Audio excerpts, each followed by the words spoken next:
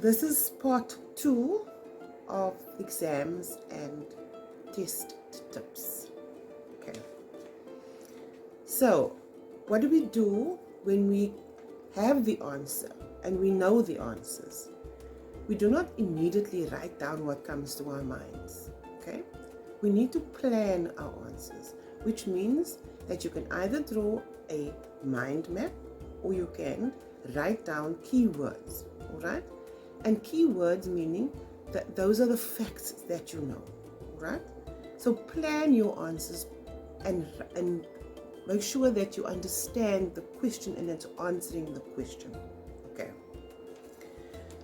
The next step is, should your answer require 5, is always given 5 marks. Okay.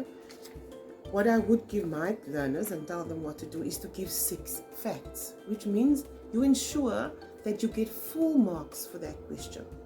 If you are asked for a 10-mark question, give 11 facts. That's right. But if you are asked for a 50-mark question, plan. Make sure that you define, describe, and name an example of every concept that is being asked in this essay.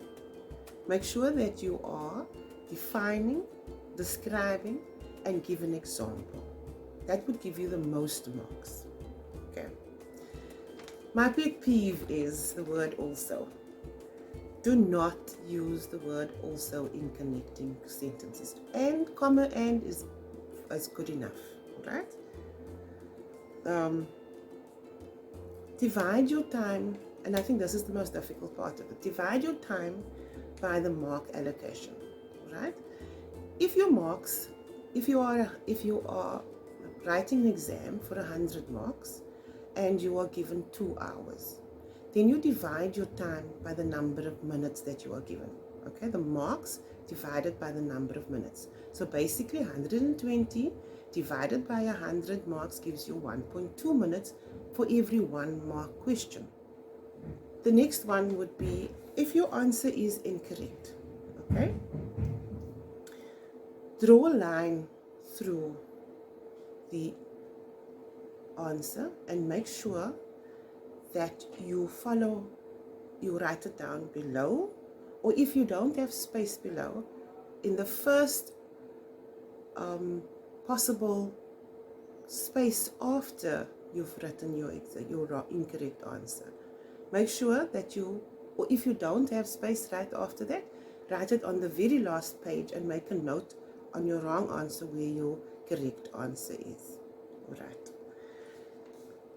For those of you who know me, my tip is, first of all, to breathe, to think, plan, write, and the very last thing that you need to do before you leave the exam room is to do revision.